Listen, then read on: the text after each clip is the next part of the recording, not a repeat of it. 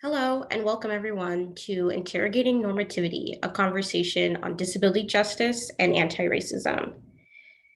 My name is Tamara Aridu, and I use she, her pronouns. I'm the director of American University Student Government Women's Initiative, a nonpartisan on-campus organization that helps develop programming through a gender and sexuality lens.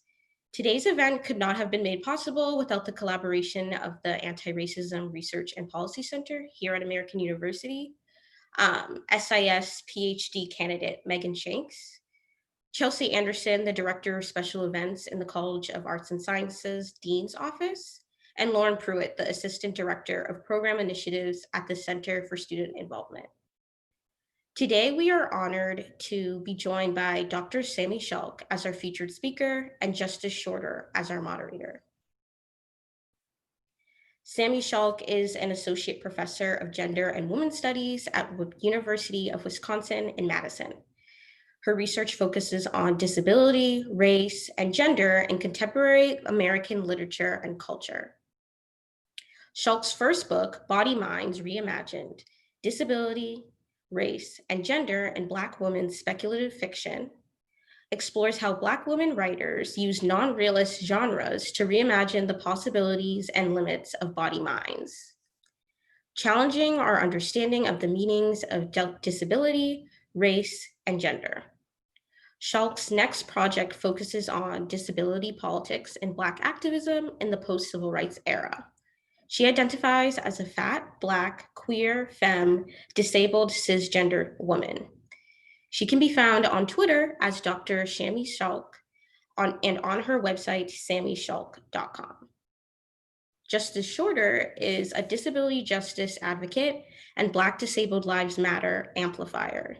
She is a national expert on disability-inclusive disaster protections, emergency management, and humanitarian crises. This summer, she co-organized over 100 protesters with disabilities and supporters to join Blackout Saturday, where they provided collective access and raised awareness about the prevalence of police brutality against Black people with disabilities. Justice also delivered an impassioned speech on the National Mall during the 57th anniversary of the March on Washington, using the opportunity to honor and hold space for Black people with disabilities while simultaneously imploring thousands nationwide to recognize that Black disabled lives do indeed matter. She can be found on Twitter as Justice Shorter 1. That's the numerical 1. I'm going to toss it over to our moderator and our guest, Dr. Sami Schalk now. Thank you so much, Tamara. This is Justice Shorter. I am so thrilled to be in community with all of you here today, and I am equally as excited to be here with Dr. Schalk. Dr. Schalk, welcome to the conversation. How are you? Thank you. I'm doing pretty well. The sun actually came out today in Madison, which hasn't been happening lately. So listen, I am a Milwaukee, Wisconsin girl, born and raised, so I know about those things. Yes. I do. I want to do exactly right. I want to make a quick announcement here for accessibility purposes. For those of you who are visually looking at your screen right now, you do not see my face, unfortunately, and that is because I am using multiple assistive devices to make sure that I can run through today's program with you today. So I use screen reader technology and I have several different devices. So I thought it perhaps would be more important for you all to hear us in conversation and to make sure that the audio was coming through clearly for interpreters and for the cart, as opposed to me trying to struggle with the camera and making sure that I could hear over multiple streams of audio coming through simultaneously. If you would like to see pictures of me, I'm sure there are several online. I've been told that many of them look good, so I hope my homegirls haven't lied to me. And we should be good to go. So you can Google and check out an image if you'd like to see it. Dr. Schalk, I want to start with the reason why we're all here, which is to interrogate normativity. And I guess perhaps the most important question or the most relevant question would be, how do you define normativity to kick us off here? Yeah. So the way that I define normativity is just whatever at the bulk of society and often those in power, right? So in academic spaces, we'll say hegemonic you don't need to use that word. But you know, the folks in power and those with the most, with like power and control in society, what they have determined to be the ideal or the norm, that folks are encouraged to follow in various ways that sometimes are positive encouragement, right? Like if you fit the norm, then you are more likely to get hired, find a partner, right? That you are deemed more valuable. And normativity is encouraged by negative policing, right? So where you are punished for not fitting that norm. And the thing that I like to tell like my students about normativity is normativity itself is not a problem, right? There are some norms that we would like to have in our society, right? There are some things that we would like to all agree that, like, hey, we're not going to punch people in the face. Like, let's just all agree that generally we don't punch people in the face, right? So that's a good norm. Norms are not necessarily bad. The problem is when norms are created in ways that absolutely exclude people or harm people based on things that they have no real control over, right? So that's where we get into norms of gender, of race, of ability, of sexuality that actually then become harmful to people based on simply who they are rather than because who they are is harming other people, right? Punching other people in the face, that's harmful. Being queer, not harmful. Indeed. As a Black blind lesbian woman, I can absolutely agree with that statement. I want you to, if you can, just tease that out a little bit more. Can you help us understand how ableism and racism help to define or determine what is even considered to be normal? Yeah, absolutely. So racism and ableism are built into what we understand as norms. And these things are so inextricable with one another. For me, I can't really talk about ableism without talking about racism and vice versa. So I'll give some examples of the way that this is built into our world, right? So normativity around bodies, which is mostly what we think about with ableism, right? Bodies and minds tells us that certain bodies are normal, acceptable, and therefore are allowed in public space, are encouraged to be in the world, and other bodies are considered to be damaged, broken, etc.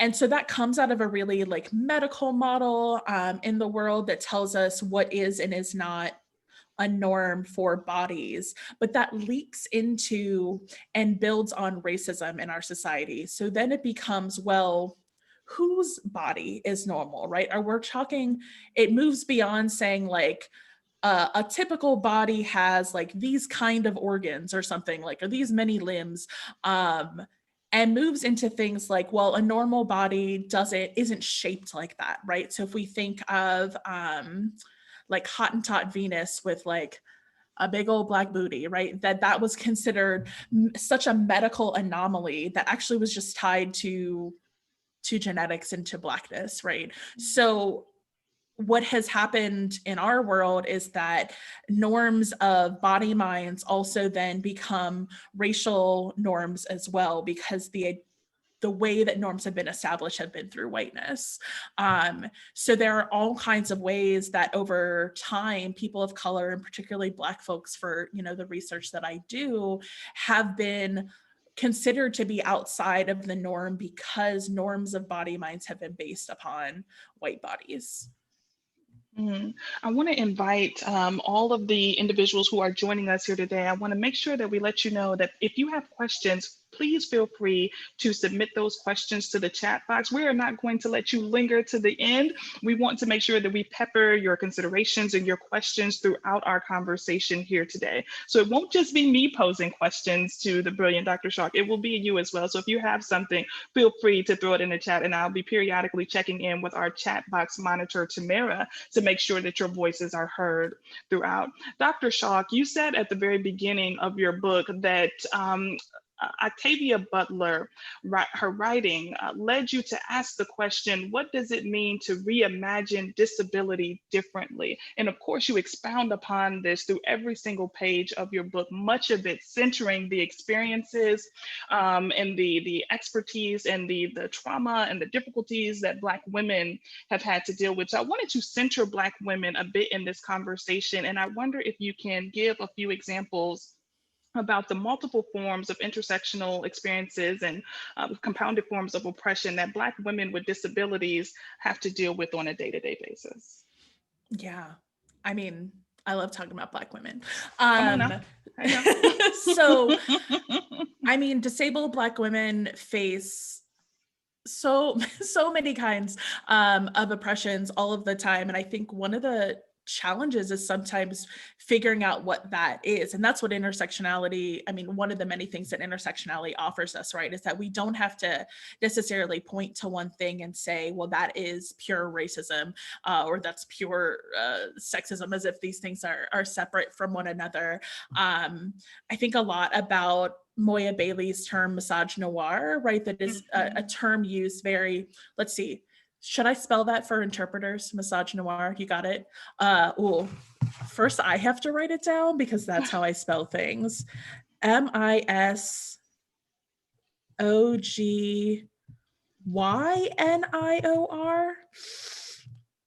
That's pretty close to it. Google Moya Bailey, friends. Google Moya Bailey. So this term comes from, a Black feminist theorist who is specifically talking about the kind of sexism and hatred that is directed at Black women that is distinct from other women of color and from white women. And so there isn't quite a term for that when we're talking about the intersection of race, gender, and disability. But definitely, I think that there are ways that misogynoir also engages and intersects with ableism, right? That are the one that is coming to mind right now for me is the way that so many Black women are being harmed within the medical system, particularly while pregnant. And the belief, the racist, sexist, ableist belief, right, that Black folks don't feel pain in the same way, that our pain is disbelieved.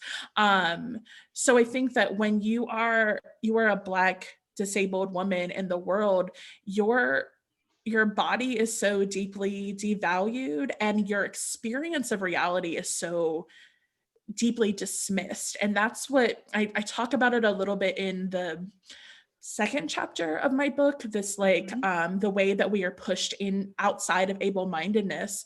But I think that that's the thing for me that has been really just really sticking out to me lately, that I'm like, my reality is so different from the reality of folks who are white and non-disabled, that what I experience is unbelievable to them. So, recently I attracted some right-wing troll attention, and the kinds of emails that I was getting were truly horrific. And there was another white woman who was mentioned in the exact same article that I was mentioned in on Fox News, but the email she was getting was wanting to engage her in debate, whereas mine was just pure terrible things that I will not repeat here. Just all epithets. I had to create a whole folder to take out and filter out all the emails that I was getting with the N-word in it, So I think that when I think about that as my reality, that I'm like, oh, this is just a thing that happens to me on a regular basis. You don't get emails just calling you horrific words when you say something on the internet. I think that that's hard for people to understand how truly, truly different our experiences of the world is. So I think that's what's coming to mind for me right now. Absolutely. That level of vitriol and hatred, I sincerely hate that you have to go through that and endure that. But unfortunately, it seems to be a pattern and practice that is really prevalent right now. There are very few Black women who are doing work in a public space where they have not been harassed. And that in and of itself has almost seemed to become normalized by the trolls who think that it is normal, that it is okay to replicate that type of behavior on a day-to-day. And it is not. I want to pick up on what you mentioned around able-mindedness, because you do talk about this in chapter 2 of your book, as you mentioned, and you note this around how the absence of able-mindedness has been used to criminalize and kill Black people while denying systemic violence and dismissing our fears and our anger. But you also then pick up on another thread of that conversation around able-mindedness as it relates to Black people who actually do have psychiatric disabilities. And I want to center that a bit as well in this conversation as we talk about how Black people with psychiatric disabilities are also profiled and overly policed and involuntarily institutionalized. Can you talk about that for a moment, just in relation to the comments that you were making about able-mindedness? Yeah, absolutely. So, the term able-mindedness just refers to kind of, in the same way that we talk about being able-bodied, and it is a socially constructed concept, right? What it means to be able-minded has changed over time and is deeply dependent on racial, gender, sexuality norms. And we know this because those things are literally written into the DSM, like the manual that is used to diagnose psychiatric and mental disabilities. And of course, there are attempts over time to kind of remove this bias, but one of the arguments that I make in the book is that you can't actually fully remove that bias, because if you have certain things written into the diagnoses, like volatility or irrational responses to the world, but you have a white practitioner saying to a Black person, your reaction to the world is irrational, right? Your anger or your fear of police is irrational, because statistically, right, it doesn't happen to everybody, but I'm like, it happens to enough of us, right? So it's really built into that. So that's the one thing I want to note, is that I think there's so many great efforts within psychiatry to have more folks of color in psychiatry, but I think right now there are many ways that diagnosis is still it's a real challenge for like how we get diagnosed and what we get diagnosed with and what we get access to in terms of care. But then once someone has a diagnosis, right, Black folks are more likely to be incarcerated rather than given a space where they can receive care and receive care in a way that they want to, where they have choice and agency over what that care looks like. And that's also very much a class factor. But I think there's no way for us to talk about like race and psychiatric disability without talking about the prison industrial complex, because most folks with psychiatric disabilities have direct engagement with the prison industrial complex, because we don't know how to deal in our culture with folks who are having mental health crises. And we have historically associated mental health crisis with violence. And I think that also is like a pretty racist thing, that it's like, disruption to our world is considered violence by folks who are not used to having their world disrupted. And so if someone is outside yelling, people will just call the cops and be like, this person's making me scared, so therefore they need to be taken away, right? Not to receive care, not to receive support. And so calling the cops is the first thing, which means that folks with psychiatric disabilities are more likely to be victims of violence, either from the police themselves or from within the prison industrial complex. And because Black folks are more likely to be criminalized, more likely to be considered violent, and then you compound that with the fact that folks with psychiatric disabilities tend to be associated with violence, even though all the data tells us that folks with psychiatric disabilities are more likely to be subjected to violence than to perpetrate violence. When you bring those things together, Black folks with psychiatric disabilities are immensely unsafe in this world, which is why, when I think about the community care work that many mental health, like Black mental health advocates are doing, it's about creating safety plans. That's like, okay, someone's having a mental health crisis. What do we do to make sure that someone else outside of this person's community doesn't make a choice that is going to cause them harm, like by calling the cops or by reporting them in some way. So there's safety plans that are created within communities to take care of folks because the systems that are in place are not caring for us and not safe for us. Absolutely. And there are a couple of things I want to pick up on. But before I do, I want to toss it over to Tamara, who is our chat box monitor. Tamara, I want to make enough space for the students and participants who are joining us today. Have you noticed any questions come through the chat? So I see one question, and somebody asked, I believe it's Brittany, asked, could you define a body mind? Yeah, absolutely. Thank you for asking that.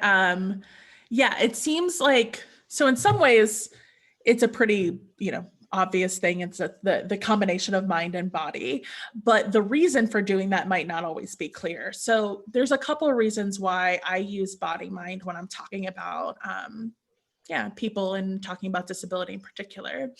One is that I really want to break down this divide that happens sometimes between physical and mental disability, in part because in the disability community, there has historically within the disability rights movement been a real emphasis on physical and sensory disabilities,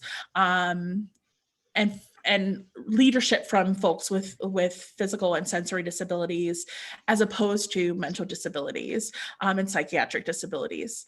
And some of that just comes from the different ways that that's been treated in the medical community, right? So folks aren't in the same spaces necessarily.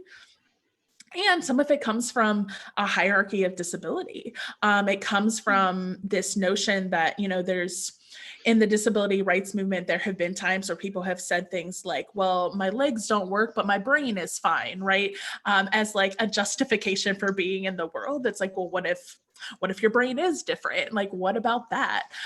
So I like to break down that hierarchy with that term, and also challenge the idea that we can clearly say what is mental and what is physical disability. So for me, as someone who has panic attacks, like panic attacks are very much a physical experience for me.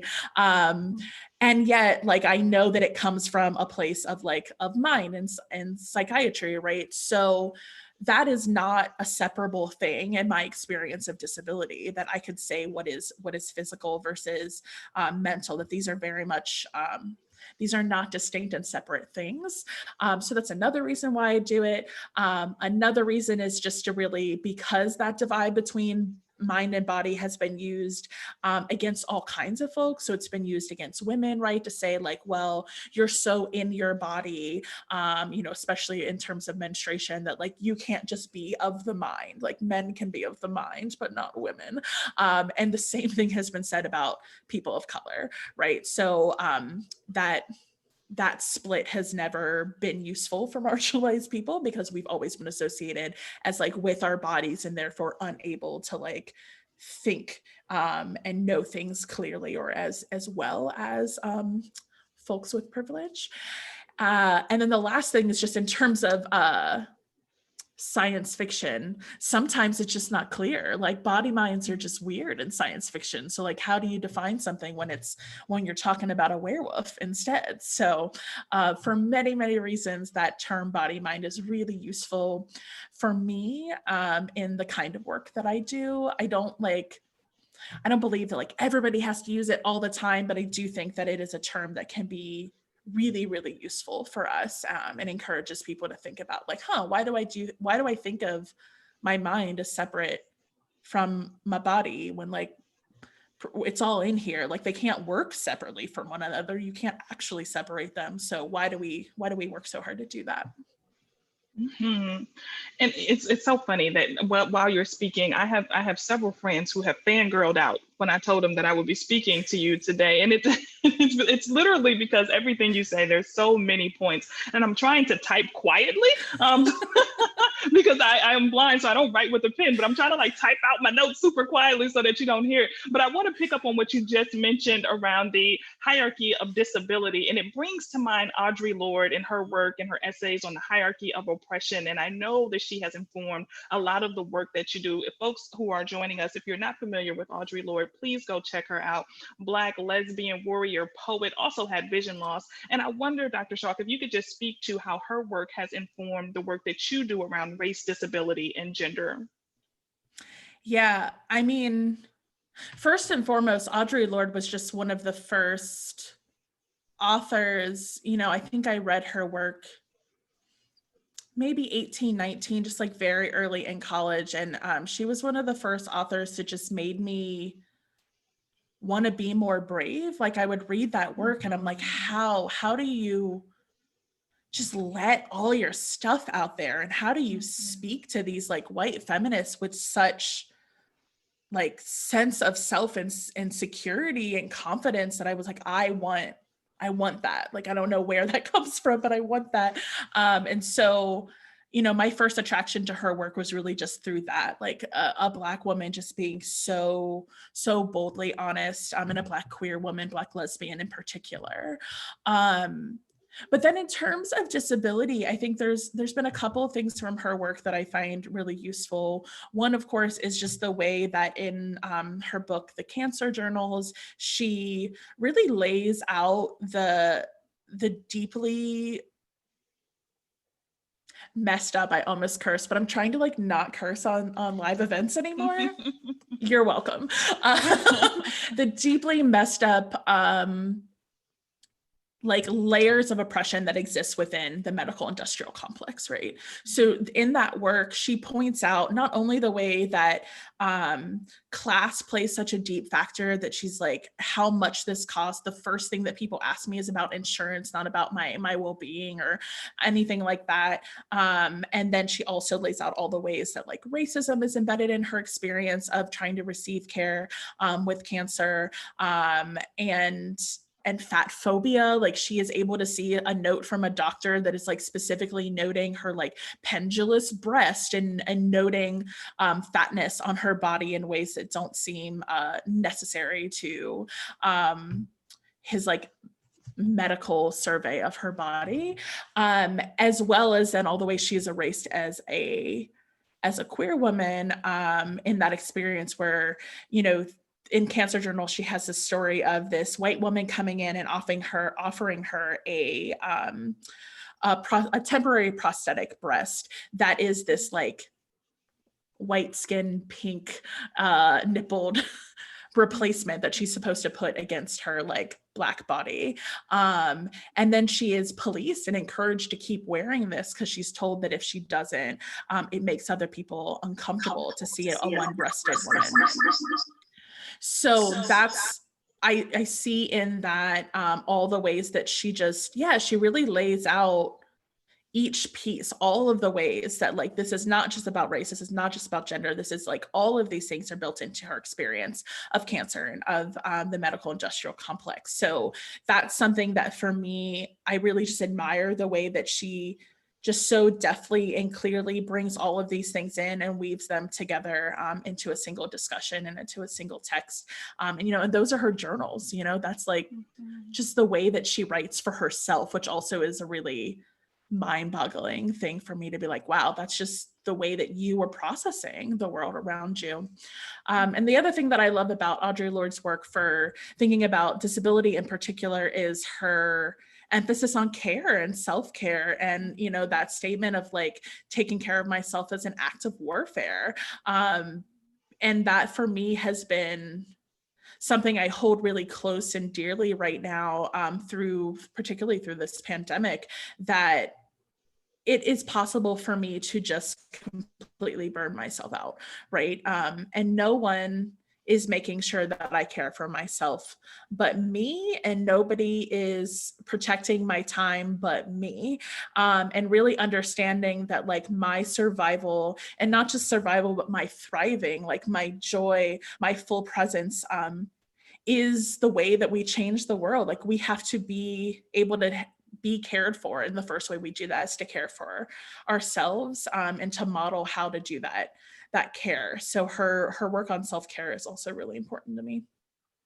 So there are a few more questions from the audience. So I'll start with those before we hop into some more questions by our lovely moderator, Justice. Thank you so much. So it looks like Claudia, um, they say, I've loved all you've talked about regarding more invisible mental disabilities. How do you think positive space making for those with mental or psychiatric disabilities differs from those with physical disabilities? Mhm.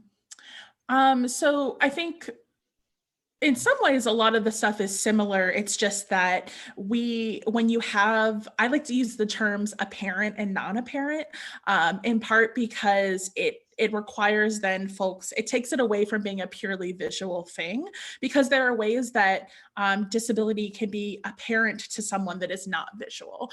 So I just like to use that language for myself. But when we're talking about like non-apparent or less apparent disabilities, I think the main thing is that it just requires us to signal it to each other, right? So it requires me to kind of have a constant coming out if I'm going to signal that I have a disability to someone when it's not as apparent on my body or in my behavior as it might be for other folks. So that's one thing that folks have to really kind of do more of a public claiming in order to create space. And I think that is one way that we create safer spaces, is by people just being like, oh yeah, I also have depression. I also have anxiety. Like I also have these things. And to not make it a huge deal, to just be like, oh yeah, that's just another part of my life. So I think, yeah, being really open with each other and talking about these things is really important. And then in terms of like accessibility, I think our accessibility questions are different. When we're thinking about folks with mental and psychiatric disabilities and less apparent disabilities, we're less focused on the very important things, but not, we're not as focused on things like captioning or accessible entrances. Like that is not the way we think about accessibility so much with psychiatric disabilities. It's less these kind of material things, and it's more in the way that we move through the world, right? It's the acceptance of someone who might be having who might need a moment, who might need a break. It's accepting that people might want to have warnings about the things that we're going to talk about, right? So if you're going to talk about something that might be triggering or traumatic, if you're going to use words that might be difficult for folks to hear, to say like, hey, heads up, we're going to talk about this. This might be part of the content. And to give space to folks. I mean, right now with teaching, I think a lot about how many students write me to apologize for being overwhelmed. I'm like, there is no reason that you have to apologize. Like, we are all overwhelmed. If you are not overwhelmed, like, maybe you're not tapped into what's actually happening right now. So I have been really trying to be just like as encouraging as possible and flexible as possible. And so I think that's another way to think about access, like in a workplace or in a classroom or in a student group, where it's like, how do we make sure that we just like give support to people and leniency to people and let people be in spaces in the way that is like safest and most possible for them, which might mean like maybe they're not going to have their camera on, or maybe they're going to have their head down while they're listening, and or maybe they only want to speak in a chat and not verbally. And those are all things that we have to allow when we're thinking about less apparent disabilities. So another question that's within a sort of similar vein is, what should universities, this is from Christian, what should universities consider when trying to create a positive environment for POC with disabilities? What has been missed? Yeah. Well, I mean, universities have a lot of work to do in terms of accessibility on campus. I think one thing is I would love to see more universities, and this is not specific to people of color with disabilities, but going beyond the legal bare minimum, right? Yes, legally you have to provide certain things like in the classroom, but can we go beyond the legal bare minimum? Like, that's what I'm really looking to see more universities do, is like, how do we step beyond what we are legally required to do? Because if we don't, we might get sued. Like, I would like to see it not be about like, we're trying to not have a lawsuit, and more about like, how do we make sure that we are actually a space that all kinds of people with disabilities not only can be in, but like want to be in, thrive in. And so to do that in regard to people of color with disabilities might mean creating spaces specific to those groups, right?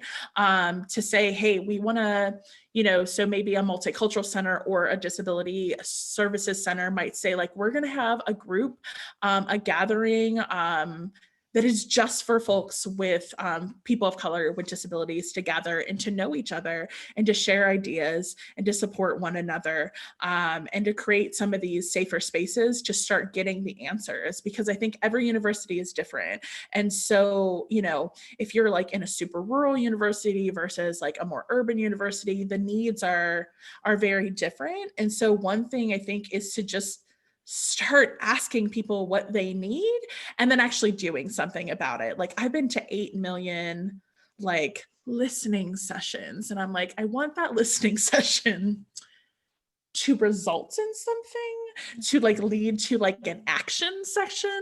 But instead it seems to just be like, yes, we hear you. And I'm like, that's just like step one of actually making change. So yeah, really throwing resources behind people. At the end of the day, I think that's what it is. You have to throw actual material, financial resources. You cannot have one listening session where you nod and smile at people and give them some cookies and like crappy pizza and then be like, well, thank you so much for your time. Another question within a similar vein, but more focused on the student perspective. This is from Talia. How can we, as students at American University, an institution notoriously bad at handling disability and accessibility, fight against ableism within academia and academic institutions specifically? So we can Yeah. to other just students as general too. Yeah. So I think one way is to speak up. Like, when you see ableist things happening in the world, when you see inaccessible environments, just say something about it, and say something about it to someone who has some power to create some change, to be loud about the stuff that is wrong, not relying on students with disabilities to be the one to constantly advocate. And of course, you're not speaking for students with disabilities, but there are some things that like, you can, if you know that like, hey, you shouldn't block the access ramp with like your move-in supplies or whatever, to say something to people, do something in those little moments. And if you're a part of a student group, like, think about how your student group can ensure more accessibility, incorporate disability explicitly. I think that it has to be about really signaling that to folks, to be like, hey, we're not perfect, but we are trying and we are trying and we're all thinking about this. So, I have students all the time for my disability studies classes who will like bring up disability and accessibility in their other classes. And, I tell them like, let your professor know that if they want to talk to me, like, I am here. Because sometimes folks just genuinely don't know. They just genuinely don't know. And ignorance is not an excuse, but it is something that can be rectified, right? So yeah, I would say, yeah, speaking up to folks in every kinds of situation. So like in classes, in student groups, with staff, like anytime that you see something that is wrong, or broken or just off, to say something. Yeah. Okay. So one more question before we resume. This kind of brings back to the earlier discussion about policing and those kinds of things. This is from Chaitanya. I apologize if I mispronounced that name. What role do you think conversations and understanding of disability and support for physical and mental disabilities play in the Black Lives Matter movement and the changes that are stemming from it, especially with respect to defunding the police, diverting funding to other kinds of support structures needed in our communities? Yeah, thanks for that question. This is a big part of the second book that I'm working on right now. And I did some interviews with Black disabled activists as part of that work, and looked into the history of incorporating disability more into the Black Lives Matter movement. And so for me, I really point to the origin of there are lots of origins, but I think one real turning point in particular was when the Movement for Black Lives released their platform. I'm going to forget the date, but I want to say this was 2016, maybe 2017. And in response, the Harriet Tubman Collective, which is a group of Black disabled activists, released a statement critiquing the lack of attention to disability in this really far-reaching and impressive platform. But the only way that people with disabilities were mentioned was one time, and I want to say that it was like they said either differently abled or special needs, but it was one of those terms that those of us in disability studies, we don't like. We don't like those words. Just say disabled, it's fine. So they released this really impressive statement that drew attention to the fact that so many people who are being harmed, Black folks who are being harmed by police, are also people with disabilities, often psychiatric disabilities, and that there is no way to address racism and dismantle racism in this country without also addressing ableism. And in response, the Movement for Black Lives actually updated their platform, like they actually created change in it. And so I think that that was a particularly important turning point, that now I do see people mentioning disability.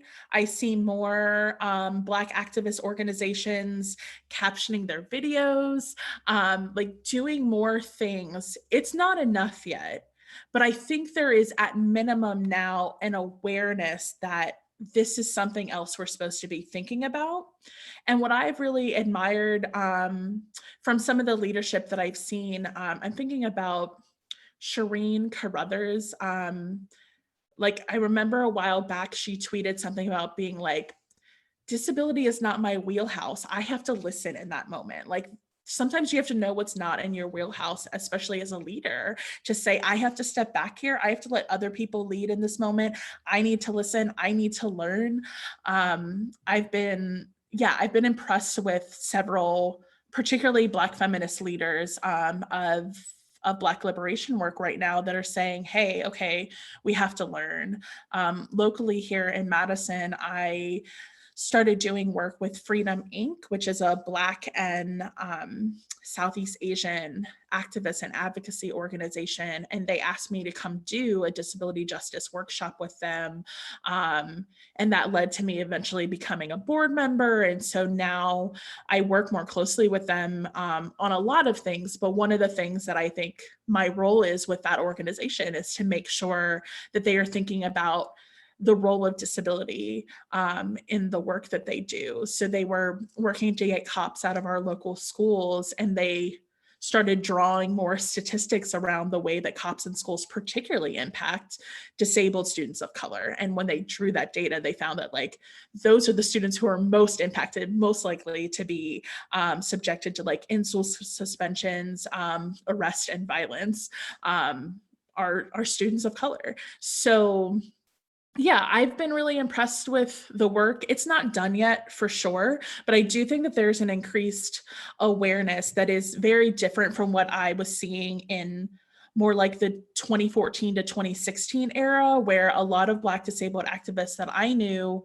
were actively leaving BLM groups in their cities because those groups were just like, we don't have time for that, right? And it so reminded me of the history of Black feminism, where Black feminists were like, we go to these civil rights orgs and they tell us to wait to talk about gender. Then we go to these white feminists and then they tell us to wait to talk about race. And like, we're not waiting.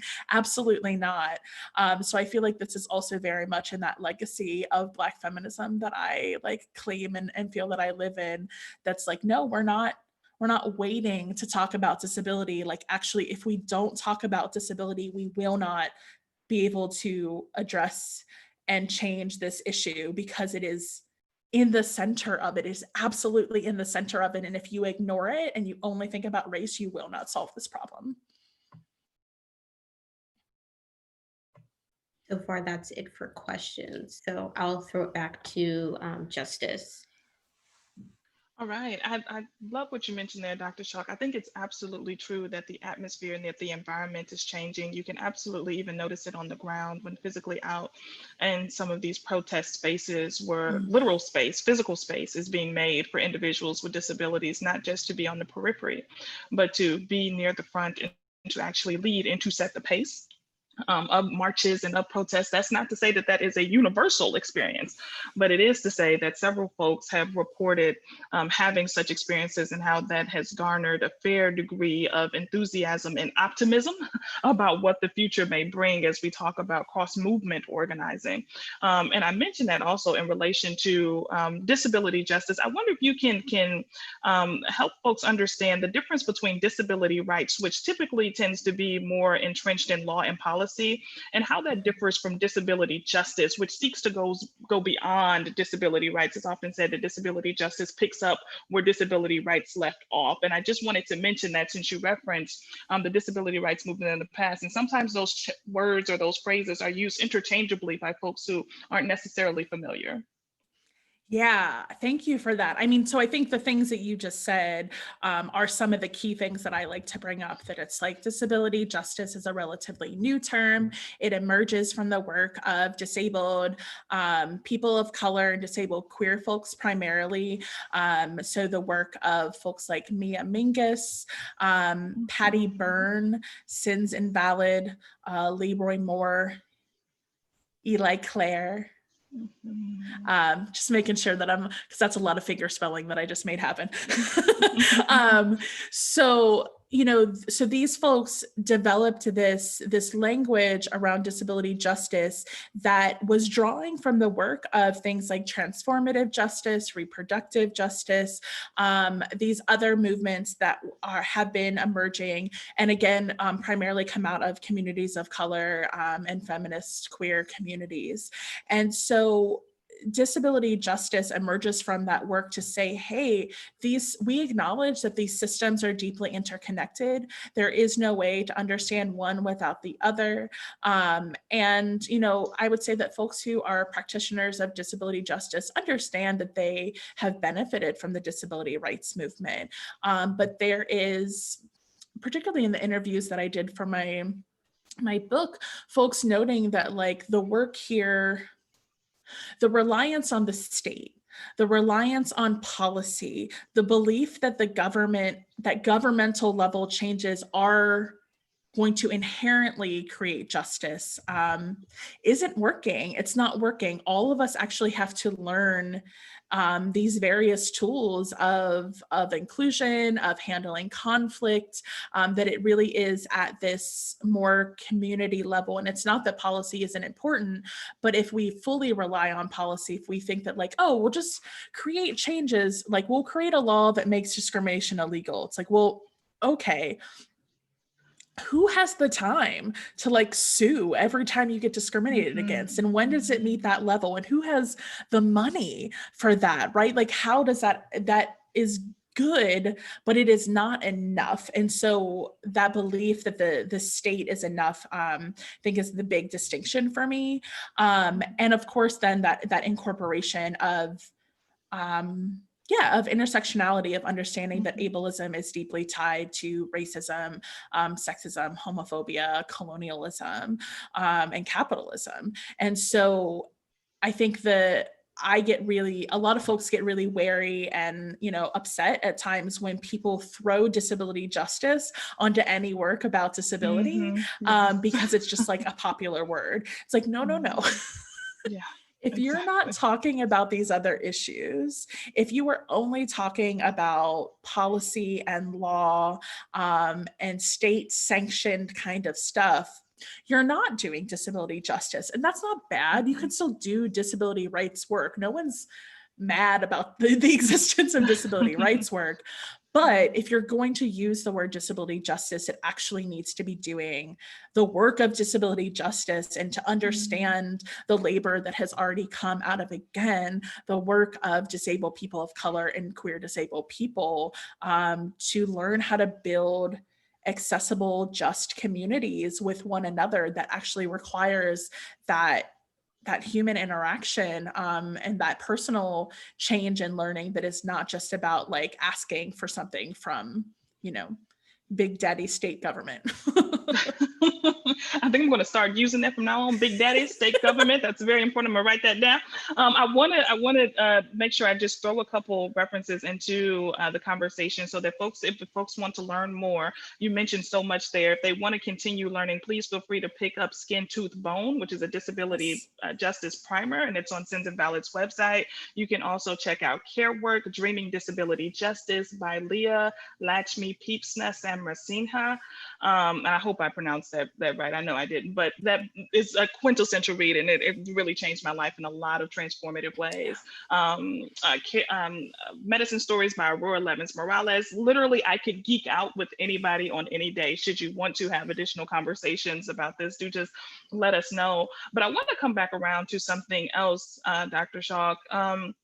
And another writer who I know you love, now that we're on the thread of talking about really great books and reads that kind of has gotten us through really difficult times. And I know that you also love Lucille Clifton, the wonderful, phenomenal poet. And I want to recite one of the poems that you love and have that serve as a segue into one of our final questions, because I want to be mindful of everybody's time here.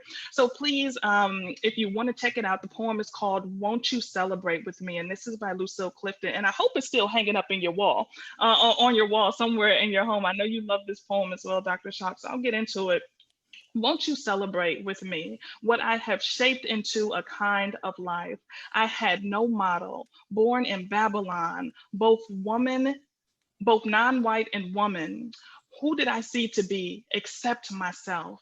I made it up here on this bridge between starshine and clay, my one hand holding tight my other hand. Come celebrate with me that every day something has tried to kill me and has failed. And I want that to serve as a segue as we lead into one of our final questions, because I wanted to close out the way you closed out your book. And that's a focus and an emphasis on pleasure. The last page, the last sentence of your book is an acknowledgement and the recognition of pleasure and the importance of pleasure. So I wonder if you can speak about how pleasure serves as a means of political resistance for people of color, especially as we deal with concurrent crises in this moment. We're dealing with the ongoing, long-standing crises of police brutality. We're dealing with the coronavirus pandemic. We've been dealing with the wildfires, hurricanes. This has been one of the most active hurricane seasons in recent history. So I just wonder if you can speak to the importance of pleasure as a means of political resistance in this moment that we're dealing with. Yeah, absolutely. Thank you for reading that poem. I'm always hesitant to say like something is like my favorite, whatever, because I love so many things, but it's definitely one of the top ones. It's like literally on my wall in my bedroom. So, so for me, that last part of the book, it's so funny to me that, I wrote that in there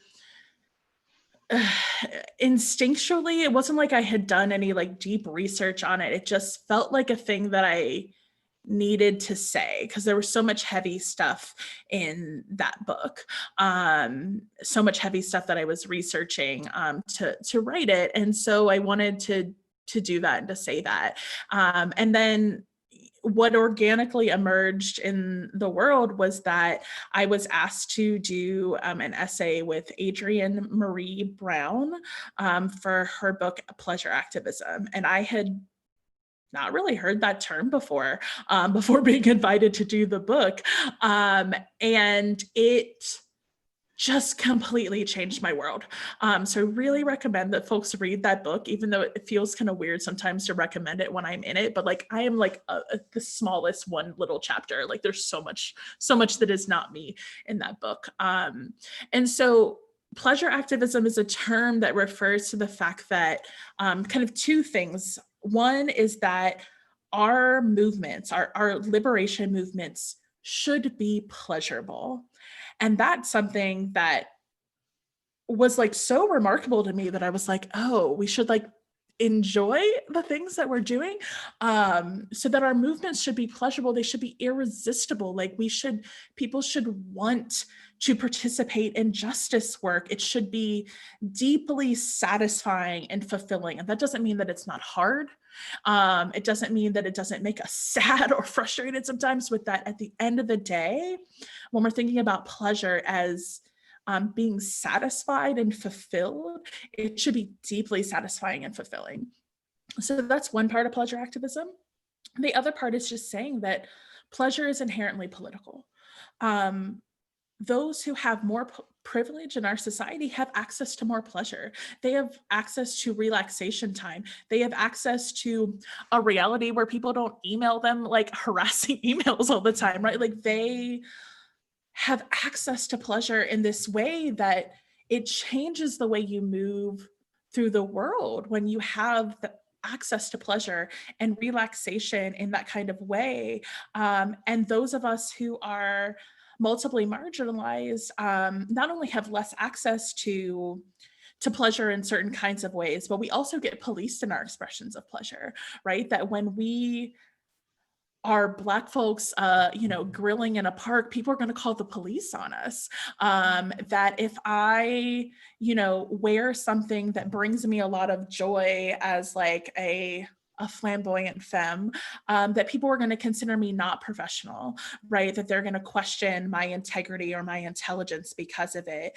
And then of course our sexual pleasure is like deeply, deeply policed in this puritanical society that we live in, particularly as queer folks and Black folks, and other people of color. So pleasure activism is like understanding pleasure is political, understanding that all of us deserve access to pleasure, but that the political move in that is that once you have access to that kind of pleasure and privilege, that your responsibility then is to spread that around. And that hoarding pleasure is like against liberation, right? Because we are preventing people from being deeply satisfied, that pleasure is the point of living. So for me, I've been really taking that to heart in the past, I guess it's been like a year and a half since that book came out. And, I would already say that I'm a person that like, I love a party, I love to dance, like those things were already there. But now there's like a confidence that I bring to that where I'm like, you know what? No, my big Black body out here dancing in public, like is political. Like this is liberation. I don't have to be scared of people staring. Like you staring is your white supremacy, is your fat phobia, or maybe your desire for me, or maybe a little bit of all those things. Sorry, I'll slow down for interpreting.